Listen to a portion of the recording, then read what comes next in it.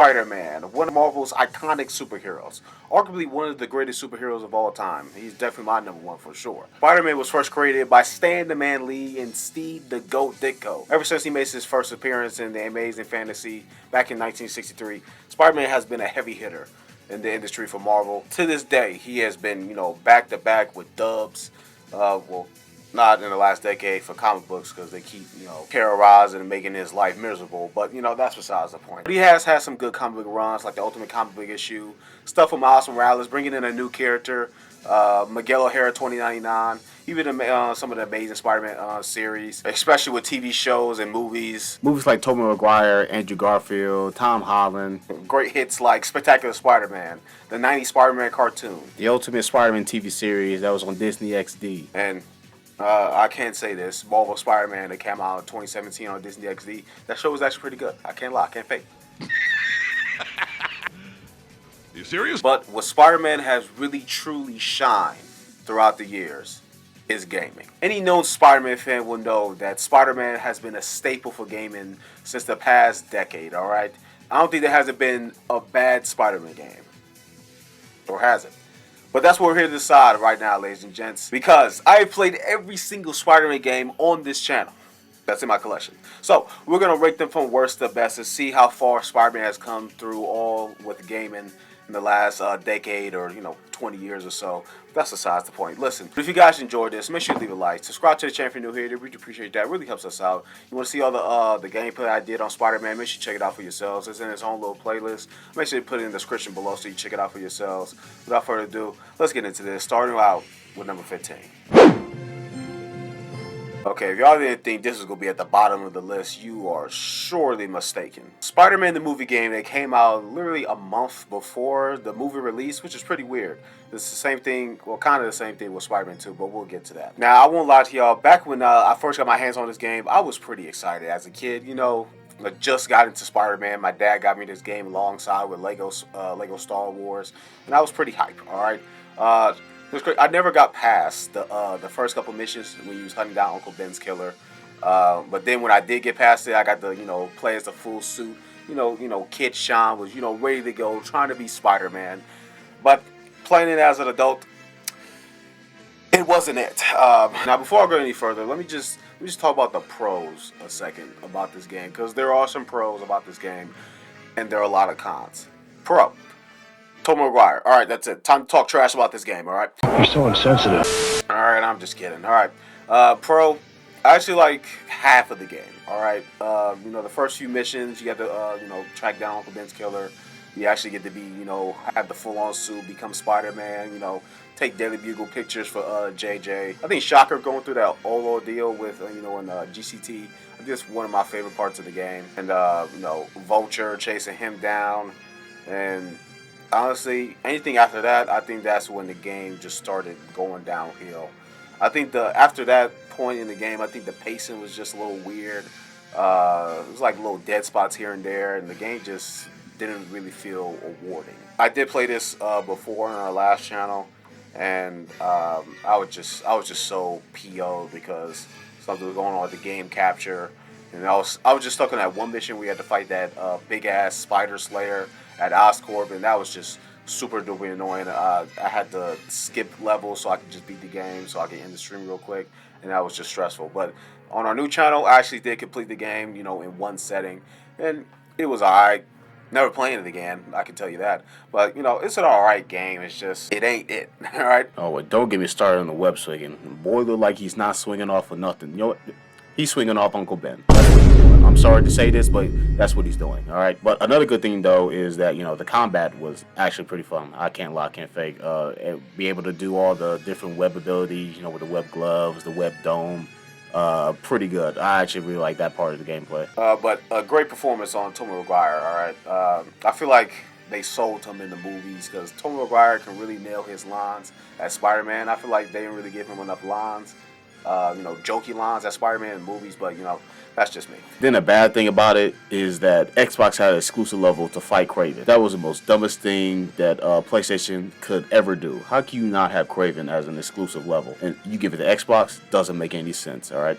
Bad partner Sony, that part on PlayStation. Do better. Spider-Man 2 Enter Electro on the PS1. Now, this was actually my first time actually playing this on the channel, and it was actually pretty fun. It kind of reminded me a lot of the first game that was on the PS1, but it didn't really have that magic that I had when I played the first game.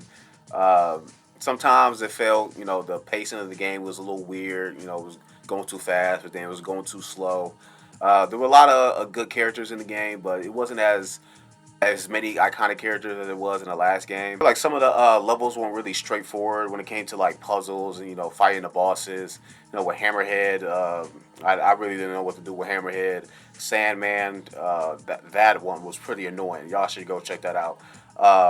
It took me a while to defeat Sandman because they didn't really tell me what to do. The thing with Lizard, I had to restart his mission because it didn't really show the items, what I had to do, what I had to get, to stop him. Cure him and beat him up. Electro's final boss did not know what to do. They didn't tell me what to do. Spider-Man was just not Spider-Man. He wasn't talking or anything. So I had to figure out for myself when it came to beating this game, which is not a bad thing. I guess Sean does have an IQ of 720 like he usually do. But other than that, with the Spider-Man 2 Enter Electro, it's a good game. Easy to beat. I beat it in one day, like I've done Spider-Man the movie game, and this next entry, Spider-Man on the PS1. Man, when I first got this game, I was surprised that there was actually a Spider-Man game on the PlayStation 1. I had found a PlayStation in my grandma's attic, and I asked her, "Can I take it?" And she said yes. I found the parts to it, and it actually worked. Got the game, plugged it in. I was like, oh. This is where you see the nostalgia of Spider-Man, just showing iconic characters, him with his iconic villains, anti-heroes.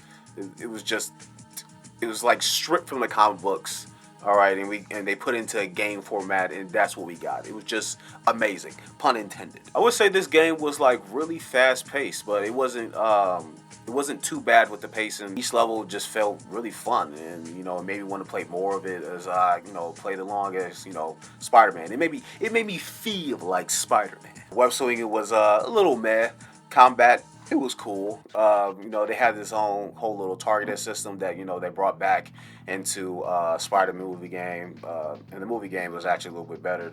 But other than that, it was all right. It was fine. But all the bosses and all the levels we had to go through this game was actually pretty fun. Fighting Mysterio into fighting his colossal form, going against Venom, chasing him through the city. That part was super annoying.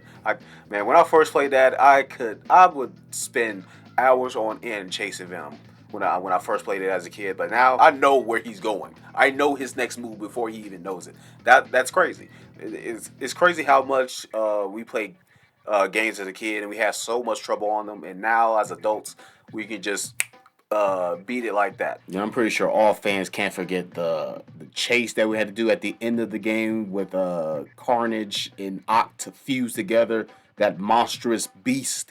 That whole part of the game was just anxiety, and I was so stressed out when I first played it for myself. I'm pretty sure I had to redo that probably 10 to 15 times when I first played it. But now, like I said before, I can just do it in one go. That's it. That's pretty much it. Another cool thing is that this game had its first ever suit powers and different suit variations. It was the same thing with Spider-Man 2 Enter Electro, which was pretty cool because I guess Insomniac kind of got that from the PS1. Took it into their game and modified that. So. That's what I like to think. But I highly recommend y'all to get this game. If you haven't played it already, make sure you check it out. Get a PS1, get the game alongside with Spider-Man 2 Enter Electro. Play for yourselves. This is a pretty good game. Highly recommend. Next up at number 12 is Spider-Man 3 on the PS3. Now, this game has gotten some hate over the years alongside with the movie. Between its choppy gameplay to, how he swings and, graphical errors. But besides that, it's still a great game. I would say the only gripe I have with this game is that there wasn't really enough side content, with side quests and side missions you can do. You really had to swing around the city long enough so a random crown can like pop up if you order to do it, or you can just swing in like a certain part of the city and then something would happen out of nowhere. This game was actually pretty long. It had like I think it was like 42 missions. Halfway through the game, you got to use the black suit, and you only got to use the black suit through like I think like 10, 12 missions. We didn't really get enough time with the black suit for real. But the time we did have with the black suit, it was really special. Just using all the rage moves, and the attacks were brutal.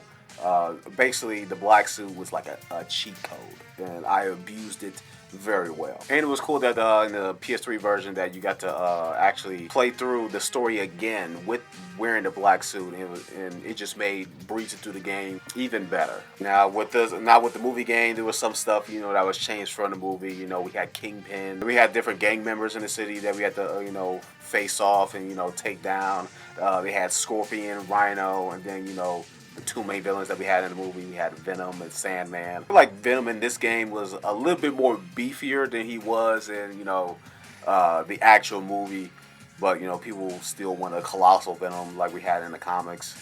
I never really had a gripe with Venom in the movies. He did sound like Carnage a little bit. Sandman, he was a very nice boss battle we had to play with once we first get the black suit. Then we got to play as Harry in the game, which is pretty cool. But the whole thing with him taking out Sandman was kind of annoying when I first played it, especially when you got to go through those quick time events after you defeat Sandman, which was pretty annoying, but rewarding nonetheless. And once again, like with the movie game, Tobey Maguire kills it with the lines for Spider-Man. Like I said before, I wish they gave him more jokey lines as Spider-Man, because he had a lot of quippy lines in this game, and I really enjoyed it. I might be a little confusing with this next entry, but you just got to hear me out on this one. Yes, I know I'm redoing, Spider-Man 3, but this is the PS2 version. Now, I gotta say that the PS2 version, to me, is underrated, and I enjoy it far better than the PS3 version. I'm gonna tell you why. The PS2 version has side content that you can actually do, and that's what makes this game great. All right, it may feel a little repetitive sometimes, but I really enjoy, doing these missions. They had the same gang members that you had to fight in the PS3 version, but they switched out the arson and candy with the waste trial, because that actually connects to something later in the story. But with the PS2 version, with the story, it kind of goes beat for beat what the PS3 version is, but with small little details and changes. Like with the fight with Carlisle, you actually beat him, and he actually gets taken away to jail, unlike how with the PS3 version, where after we beat him, he goes away. And the fight between Carlisle and the PS2 version was far more rewarding than actually fighting him in like a big ass helicopter when he just throwing missiles. That was just stupid. Now you got to actually play with the black suit in the PS2 version, and like I said before, we didn't really get that much screen time with the black suit in the PS3 version. With the PS2, you have far more control over the black suit, somewhat, because you gotta switch in and out of it. If you do too much damage on opponents, and you gotta take it off.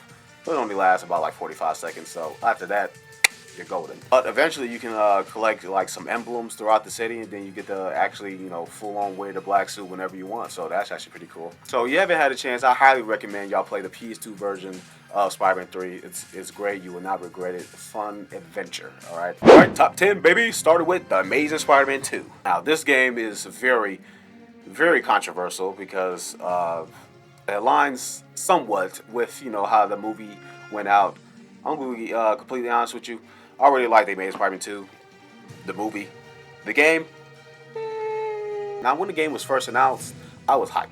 I was really hyped because, they changed some details with the whole game mechanics. You got to swing from, with both of the trigger buttons, and then, the stealth combat was pretty cool. Side missions that we had to do, different crimes, saving people from a burning building, the deadlocks, petty crimes, all that good stuff had returned. But that's where the game had really took its toll, or I should say, when the game just felt stupid. The whole crime wave system was so stupid. It was horrible. Like I would spend like taking down like 5 crimes, and then probably like a few minutes later, the task force would be doing something because I'm not doing any crimes, and then I would just be at menace level 2 out of nowhere. And after doing all that for like the past 30 minutes gone, wasted. Can't get that time back anymore. All right, then the combat and the counter system. I feel like they kind of downgraded from the combat how it was in the first game. Like with the counters, it was kind of a little bit of a delay. The combos that you did on the enemies wasn't as flashy as it was in the first game, and that's what I really wanted. In some moments in the cutscenes, it looked like Spider-Man was tweaking off something. He was just all jittery and moving too much. There were some graphical errors here and there in some cutscenes and doing gameplay. And then with the whole new swinging mechanic they had with using the 2 trigger buttons, swinging in this game was not very consistent. It felt like I didn't really go nowhere, especially when I was using the slingshot that you get to use later in the game when you upgrade it. Didn't really go nowhere when I'm using that, especially. I just really use just web swinging more often than I did with the slingshot. I would say the one thing they actually did better was the web rush with momentum and traversing through the city. I guess that was a little bit better than how it was in the first game, but other than that, I don't know. The story was fine. I thought the story was good, but it doesn't compare to how it was in the first game. But I'll get to that a little later. And another thing that really bugged me in this game is that they had you question certain characters in the game, but they never led to anything of value, and was never really important to the story when asking these questions, and they never really went anywhere, and that was just stupid. Why would you have this in the game if it wasn't going to be any importance to gameplay or the story at all, or for Peter? I thought it would have came back for some other missions, but it never did. It's still a good game. If y'all ever had a chance to play it, I would say pick it up if you want to. But other than that, I would say it's like B tier, but Alex would probably say otherwise. Number 9, we have Spider-Man Friend or Foe, and ooh-wee, was this game amazing. Pun intended. All right. Listen, when I first got my hands on this game, I played the Wii version of this game. It was pretty good. For a Wii game, it was awesome. I enjoyed it. I played it a lot with my cousin. We had a grand old time playing it. We get to play as iconic characters. We had Spider-Man, the Prowler. I think in the Wii version, it's not on the PS2 version, but on the Wii version, we had Silver Sable. But on the PS2 version, they didn't have her, which is weird. I wonder if that's the case with the Xbox version as well. But the story for this game was pretty good. We had a mysterious villain collecting symbiote shards and trying to collect the rest of them throughout the world. With each step of the way we go through each level, the phantoms, as they was called in the game, they got stronger and stronger. As the player, we had to level up and become stronger ourselves, be greater. All right. And I gotta say, the combat was so fun. The levels was great. The way it was animated, it was styled. It was so good. We had iconic characters, villains, anti-heroes. It was great. All right. What can I say? I'd say the only gripe I would have with this game is that it was kind of short. Fight a few bad guys and then you would go into a boss battle. I just wish they had more level chapters to do. Probably a little bit more characters. But other than that, it's still a great game. If you haven't played it, make sure you pick it up for yourselves. It's a really good game to play with friends, family. So yeah, thumbs up for Sean. And at number 8, we have the Amazing Spider-Man tie-in game. Now, when I say that this game is the most underrated Spider-Man game known to man, that is a fact and not an opinion, ladies and gents. The story was so good. The combat was amazing. It was perfect. Perfect. Everything, down to the last minute details. Now, I know what you may be saying. If the game was so great, why is it so low on the list? There are better entries on this game, but I just feel like this is a good placement for the Amazing Spider-Man tie-in game. It was like a story after the the first movie. It was like a story in between, you know, the Amazing Spider-Man and the Amazing Spider-Man 2. It was Peter just going back to Oscorp, just, you know, checking in on Gwen, and then incident just happens at Oscorp that Peter has to stop all these cross-species experiments. You know, we had like a cross-species version of Rhino, Scorpion. We had like an iguana. I'm pretty sure it was like Lizard's cousin or something, Billy something, I don't know. And then we had the Rat King, Master Splinter's cousin or something, I don't know. And surprisingly, they didn't have Andrew Garfield's voice in this game, which is really weird. I didn't really have no problem with this voice actor in the Amazing Spider-Man. I thought he was pretty good. You know, he really nailed his lines with Peter and, you know, with Spider-Man as well. I also love the web rush mechanic that they had in the game, where you can like interact with enemies and then objects around with you, so you can, you know, use that to your advantage. And I kind of like how the web singing was in this. They had a camera, you know, up close and personal, so you felt that experience, that that fast pace of swinging through the city as Spider-Man. But you know, it still looked like he was, you know, swinging off of nothing, like, you know, in the Spider-Man the movie game. But you know, it's all right, it's fine. Combat in this one was just, it was just flashy. It was just consistent. Just, oh my God, I was going crazy when I was playing this game. It was so satisfying when countering enemies and just keeping the combo flow going. It was like I was playing Batman Arkham Knight. All right, I was whooping ass. Boss missions were, you know, pretty straightforward. They had actual side content, you know, with, you know, petty crimes, car chases, you know, actually like side missions going throughout the city. With, you know, taking down the other cross species, and then doing photo ops for one of the reporters, Whitney Chang. Yeah, I almost had a blank with her. And then we had new characters like Alistair Smythe, which is pretty dope for them to have. I think they showed Alistair Smythe in the Amazing Spider-Man 2 movie, but they never really gone into, you know, detail with him in the series. But, you know, if we actually had like a third movie with the Amazing Spider-Man, pretty sure they would have had Alistair Smythe in that too. But, you know, that's gone and done with. But the Amazing Spider-Man, highly recommend. I'm not kidding. This game is so amazing. I know I keep saying amazing. The joke is done and over with, but this game is just great. It's underrated. If you haven't played it, check it out. All right. Now, number 7. I'm not sure how many people will feel about this one, but at number 7 we have Ultimate Spider-Man. All right. Now, with Ultimate Spider-Man, I feel like this is a good placement for it in this list. At number 7 is, it's not too high, it's not too low, it's just right in the middle. And I'm pretty sure some people would pretty much agree. Now, with this game, you not only get to play as, you know, Spider-Man, Peter Parker, you also get to play with one of his, I would say, his greatest archenemy, Venom. All right. And throughout the game, you would just switch between, you know, Spider-Man and Venom. I would say I really had a fun time playing with both characters.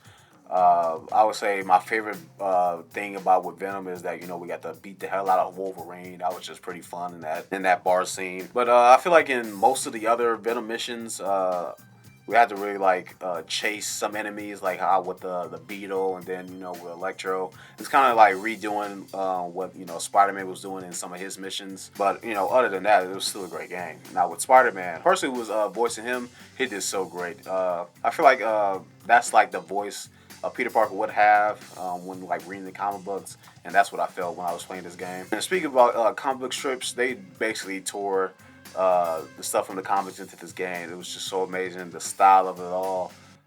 You know, some of the villains and iconic characters that was in the comic books was actually in this game. They had Herman, which is pretty hilarious. He is a freaking joke. All right, in the Ultimate comic books, but anything else, guy's a menace.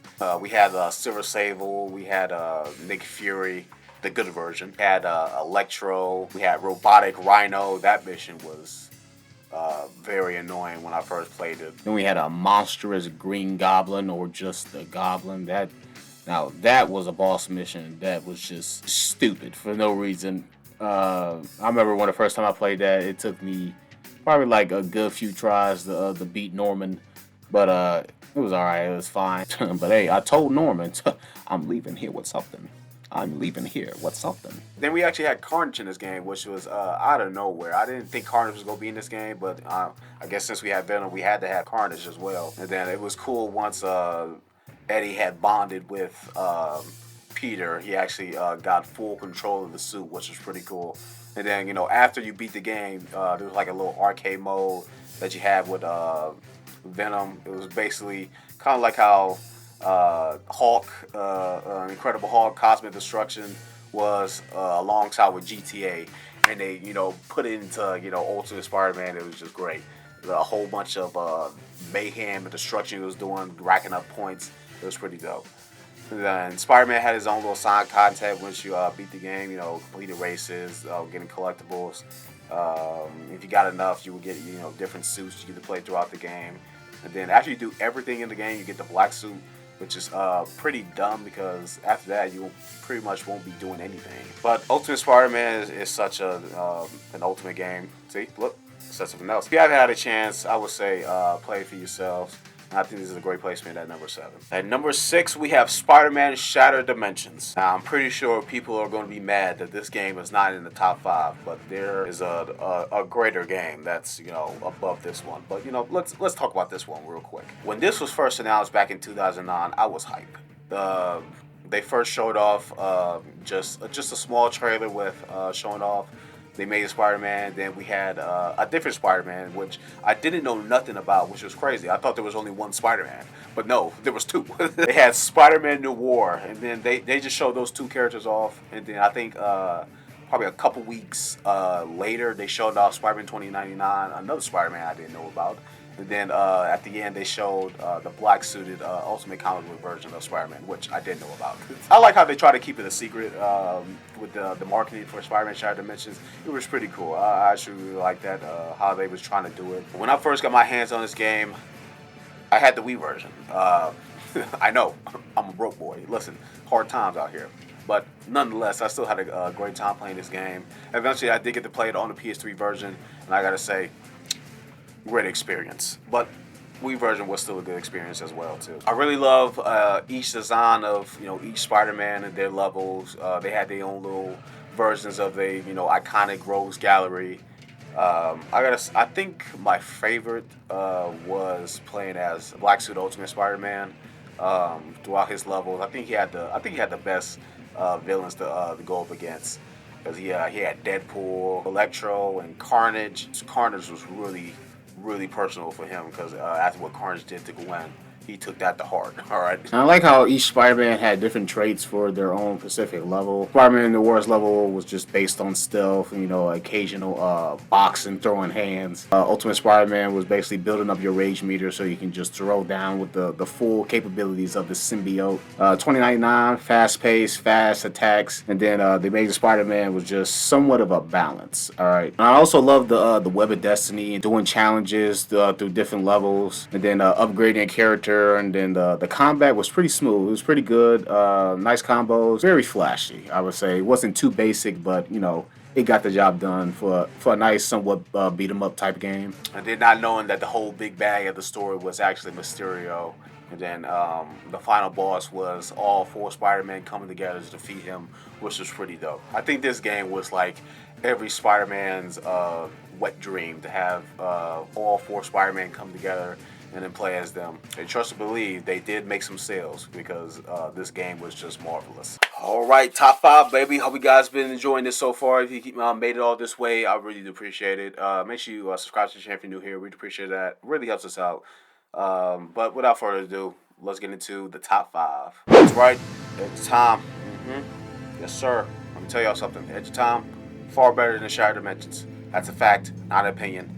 And that's a goddamn statement. All right, I guess this is the night bitches die. Now, I know that Edge of Time is, you know, similar to how what Spider-Man Shattered Dimensions was. Combat and the play style, the swinging.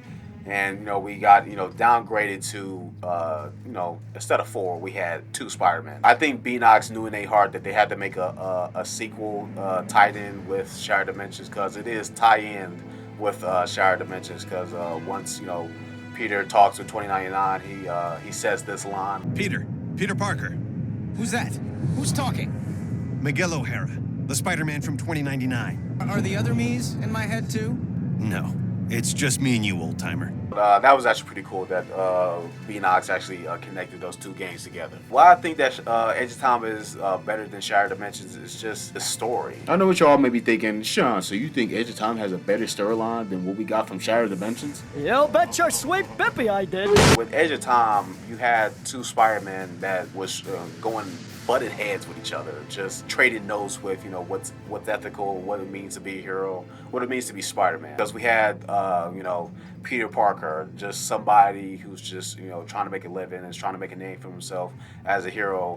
Where we have Miguel, who's trying to live up to the legacy and try to be his own little Spider-Man, but in his, you know, his own little way. And we cannot forget this great scene from Edge of Time.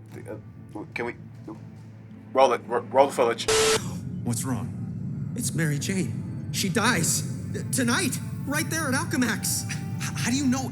For shock's sake, Parker, what part of don't poke around in the archives was unclear? Fine, I'm a nosy Parker, but now that I found out, it's what? My job to save her? I've got enough to deal with. You can't mean that. You can't just ignore that she's in danger. Hey, I'm trying to focus on what's important. What's important is not standing by and allowing someone to suffer or die because you do nothing. If you don't get that, then you don't get the first thing about being Spider-Man. That scene alone is what truly makes Spider-Man Spider-Man.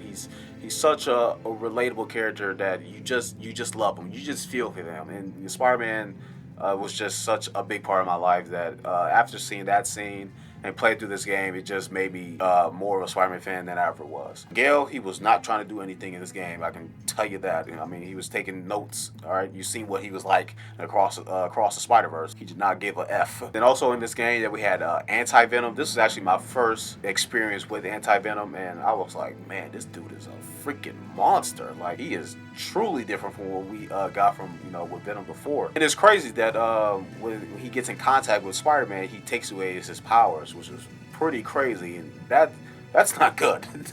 That's terrifying, to be honest with you. But eventually he does get his powers back. I think after probably like an hour or so. But it didn't affect Miguel because you know, he got bitten by a genetically altered spider, so you know, he was okay to whoop Anti-Venom's ass. But yeah, that's how I feel about Edge of Time, and I think it's a perfect placement for number 5 spot. Oh yeah, here we go, boys. At number 4, we have Spider-Man: Web of Shadows. Now we can all agree that this game is just. Not only do we get to play as our friendly neighborhood Spider-Man, but we get to play as him switching in between with the black suit and him having a whole bunch of different abilities.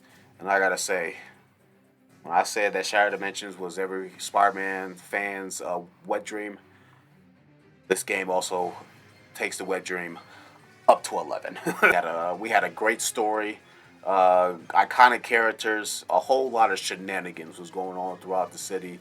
After that first act, things just started escalating and things got from bad to worst because Venom was a goddamn menace and he was a threat to be reckoned with. I said that line all wrong, but it's all right. It was so cool because you got to work with different heroes, and then you also got to work with some anti-heroes and then some villains if you know chose certain different pathways throughout the game. There's the word choices throughout the game where you become good and bad, you know, with using a black suit or, you know, just being, you know, your friendly neighborhood Spider-Man. I would say, I think throughout my first playthrough, I did try to get the good ending.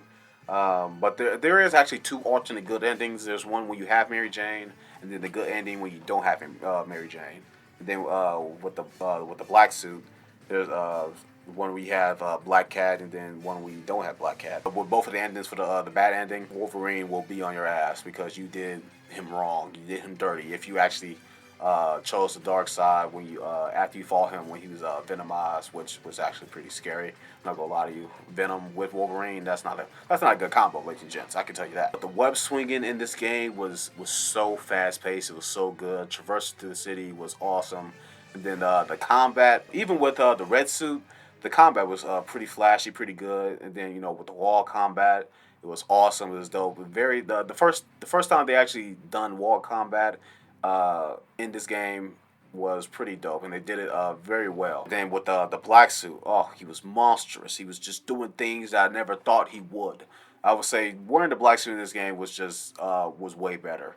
It was kind of similar to how it was in in Shattered Dimensions with the Ultimate Comic Books version, but you know they upped the ante. All right, Activision knew what they was doing when they made this game, and I kind of wish Activision still had a hold on the Spider-Man, but you know eventually Beanox had got it.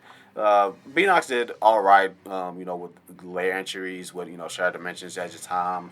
They made Spider-Man, but you know Activision really truly shined when they had a hold of Spider-Man. I really wish that Sony had won that deal with you know Activision and Blizzard, because Microsoft doesn't know what to do with that. So honestly, we could have got like a remake of Web of Shadows if PlayStation got a hand of it, a remake for Spider-Man 2, all that good stuff. But you know they fumbled the bag. But other than that, Web of Shadows, a perfect placement at number 4.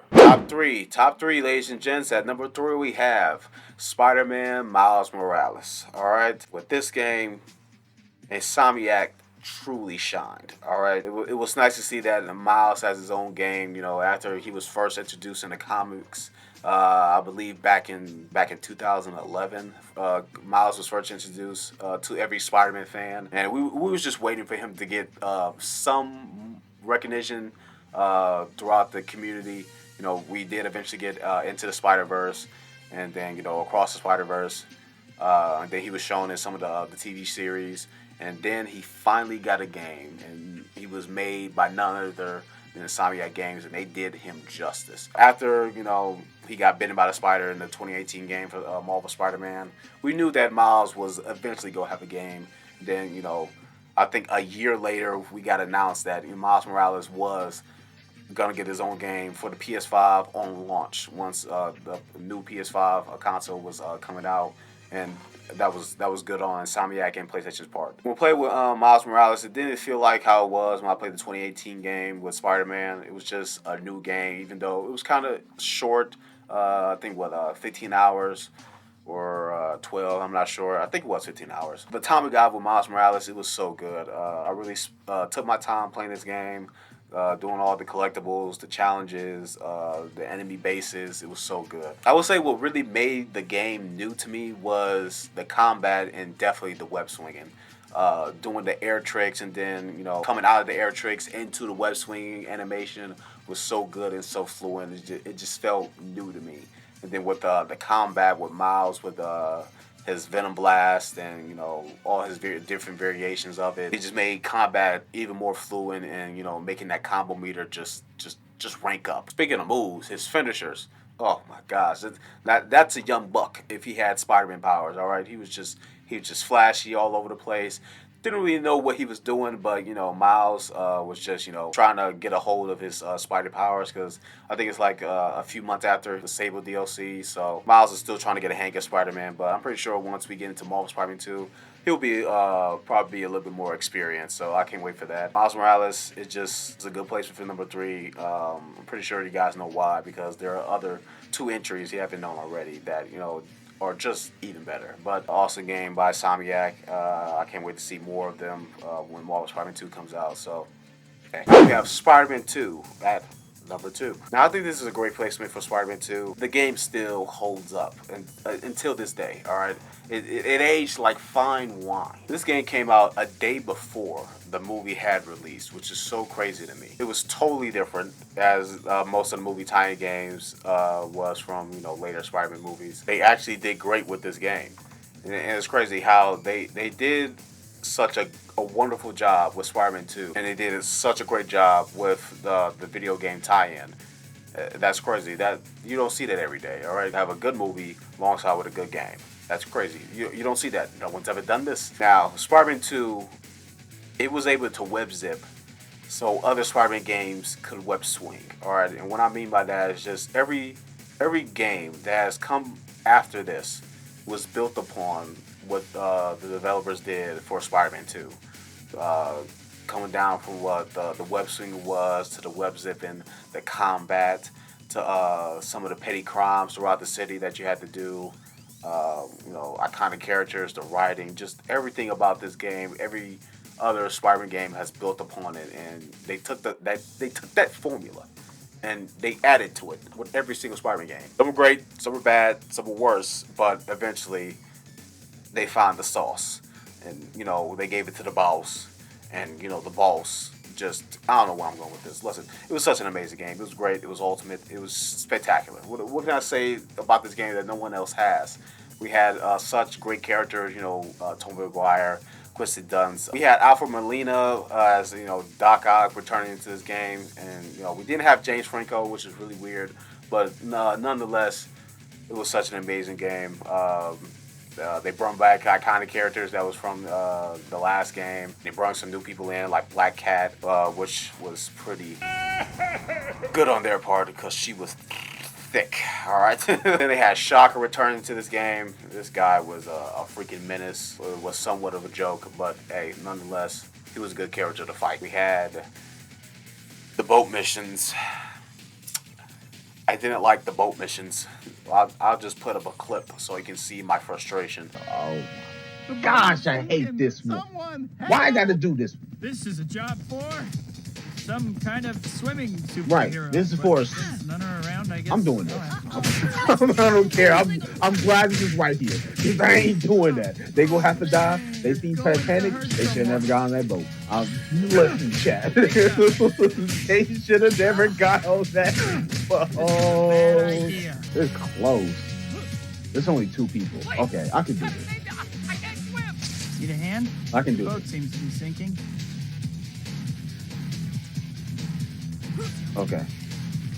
Okay, this one cool. Okay. I can't be mad at this. Have to rescue them too. I can't be mad at this one. There's only 2 people and it's close to the shore. To the Oh fuck. Hey, nothing better than a soaking wet costume. Ugh.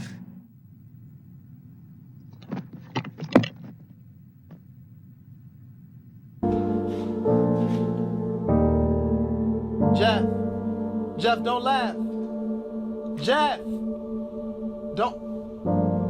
Oh, damn, Jeff. Are you dumb?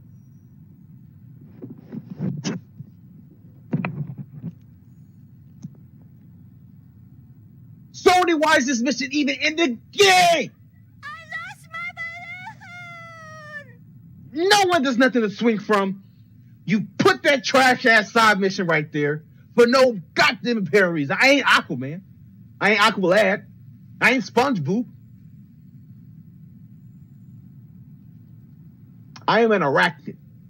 Spiders do. Had you seen Charlotte Web, Sony? I don't think you have. Oh no, my balloon! I don't think you have. Now there's a boy who need. I don't even see it anymore. This balloon is gone. I don't care. Acting. That was not really my highlight of playing that game. And also with fighting those big mech robots that we get to fight towards the end of the game, that was not it. I did not like those guys. But other than that, the game was fantastic. I had a grand old time playing as Spider-Man. It made me feel like Spider-Man. Then once again, praise to the great man Tobey Maguire for nailing his lines as Spider-Man and as Peter Parker. Like I said before, does an amazing job with landing these lines and quipping. It was just so great. Flirting with Black Cat, trying to, confess his love to MJ. Doesn't really go out so well, but, that was that. Kristen Dunst, she did pretty good. She wasn't really that much in the game, but she was just in there enough, if that makes sense. Then Alfred Molina, I feel like I just said the last name wrong. He was, I feel like his performance was even greater in this one as well, as he did a great job in the movie. 10 out of 10 across the board with the Spider-Man game. I actually kind of got late into the game when playing this because I don't think I played Spider-Man 2 until I was like 12 or 13 because at the time I didn't really have a PS2 and I was so sorry about that. I was just watching nothing but gameplay of it. I was so envious of people who played this game. Now, before we get to the nitty gritty for number 1, let's talk about some honorable mentions, shall we? Okay, if y'all didn't have this game growing up, your childhood was not nearly as great as mine. Plug-in game for Spider-Man, this game was so great. It was so fun. I enjoyed it every step of the way. Alright, you had to play through like 5 different levels. The first level we had to fight as Kingpin, and then I think the next level we had to fight like Arcade. I think he was like a mutant. The next few levels is kind of like a blur, but I know in the last level we had to fight Green Goblin because you know he was like throwing bombs down. Then you had to stop him, I believe so. Excuse me. But this game is so fun playing as a kid. I used to play this game every hour of the hour, non-stop, replaying every single mission because I couldn't get enough of it. All right. At the time, I only had Spider-Man, the movie tie-in game, and then Lego Star Wars. So then I had this. And I did have something else that I'm going to say next in the entry. But if you haven't played this game already, I suggest you get it. I saw it on eBay, so look it up. Make sure you get this Pacific type plug-in because all the other ones was kind of trash from what I saw. So make sure you get this Pacific one if you want to try it out for yourselves. It's pretty good. Highly recommend. Next up, like I said before, we have a V-Smile. If you've never had a V-Smile, what are you doing? This was the ultimate learning console that you had to get for your kids, alright? And I was one of them. Spider-Man and Friends and the Secret Missions, alright? It was crazy. They had other Spidey and Friends games on the V-Smile that I didn't know of. I think there's like 2 other ones. Spider-Man, and we got to play as Wolverine, and I think, who was it? Let's say Fire Girl. I feel like she was in there, or it was somebody else. But this game was really fun. It got me engaging and learning, and also, just playing as, iconic characters from Marvel. If y'all have a kid, get this to your kid. It's kind of an old console, but hey, I'm pretty sure you can find it on eBay or Amazon or probably somewhere else, but thumbs up for Sean. Now, I know what you may be thinking. Sean, this is a mobile game. I don't care. Listen, this game was dope. I wanted to play this all my life, but I never did. I wanted my parents to give me this game on my phone, but it said, nah, I ain't paying $6.99 for this. And crazy enough, Yuri Lowenthal actually voiced Spider-Man in this game too, and they had Venom alongside in this game, so that's pretty meta. That's pretty crazy that Yuri actually got to play voice in this game, and he got to fight Venom himself. He has so many iconic characters in this game.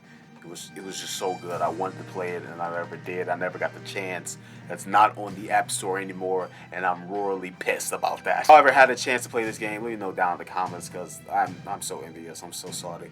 I wanted to play this so bad. So we got another mobile game. Spider-Man Unlimited. I am so sorry that GameSoft, I don't know what it's called. I'm so sorry that they canceled this and took it off the App Store.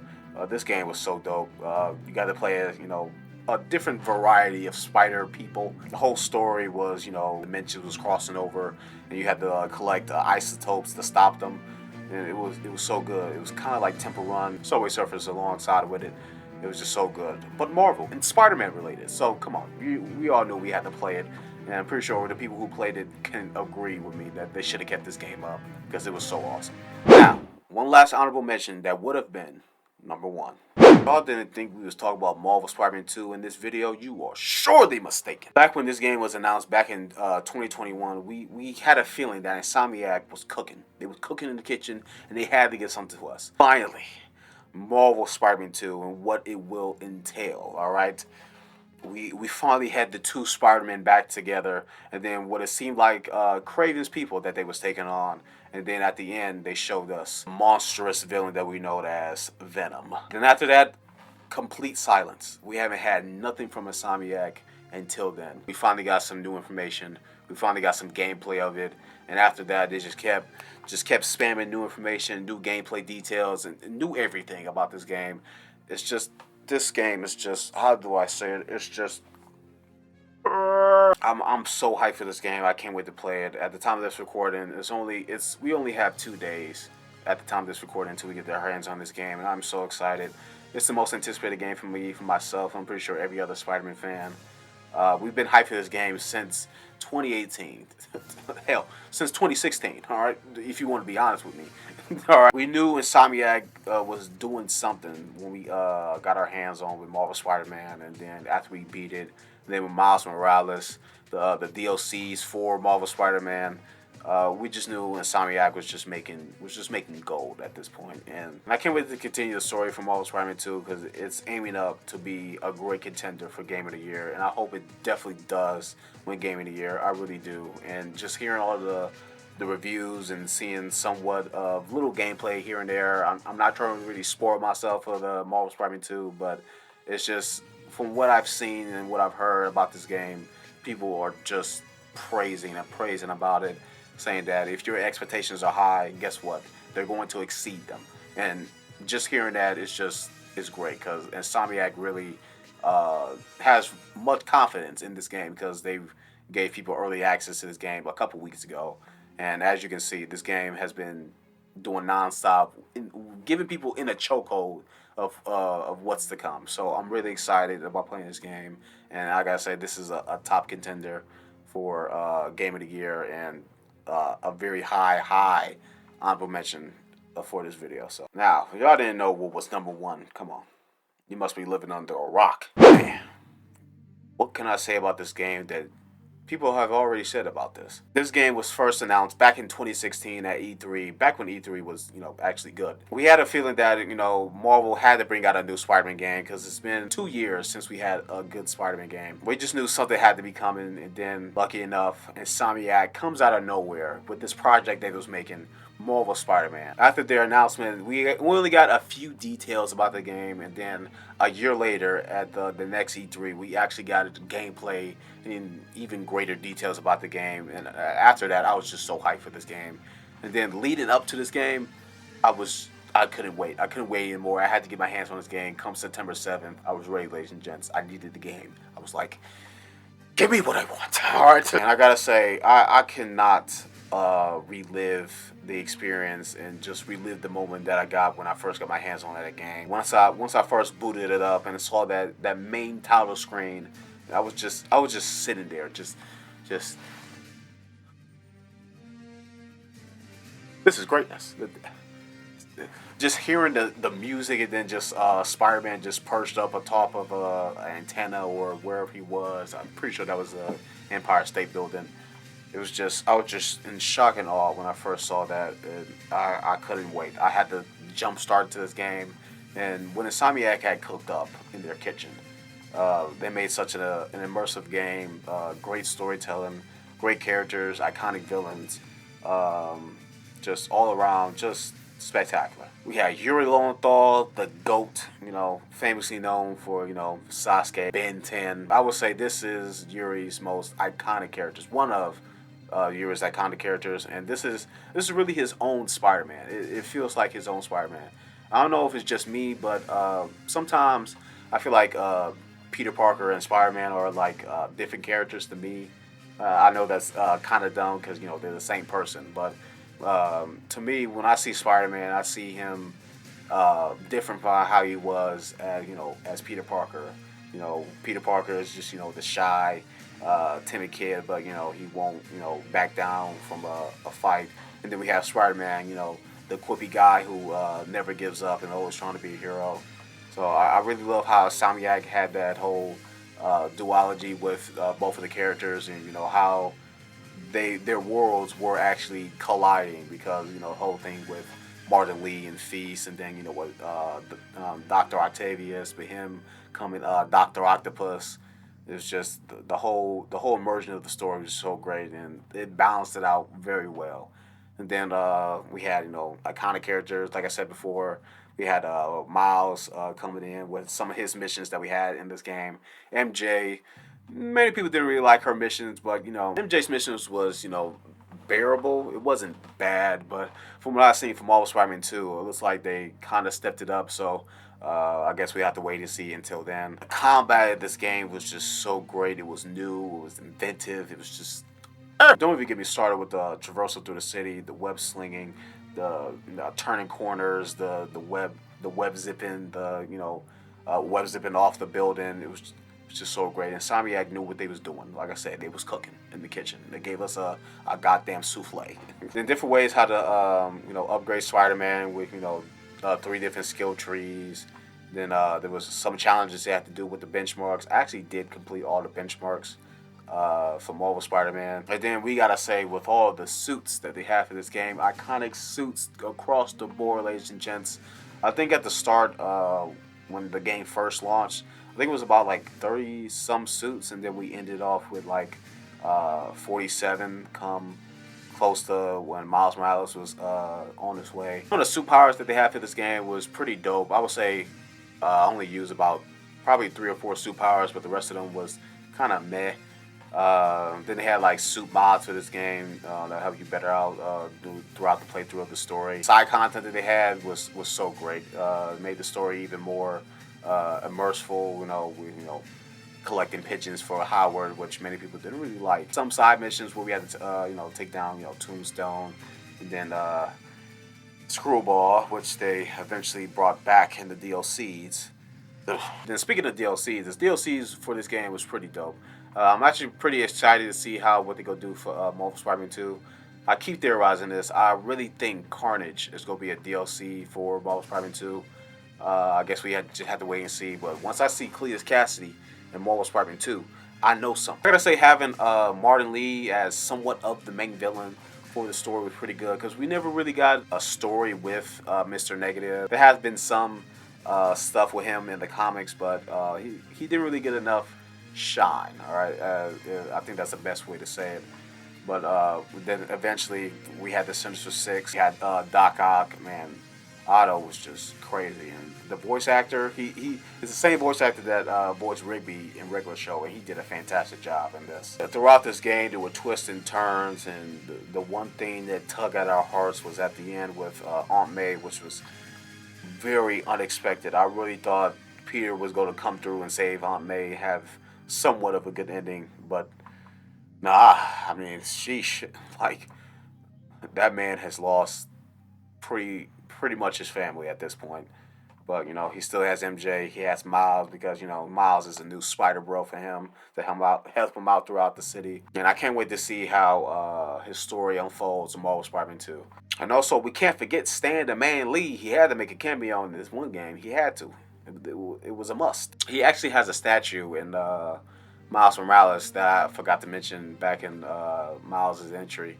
I forgot where it was. I really feel like the statue is somewhere uptown, I believe. I don't know.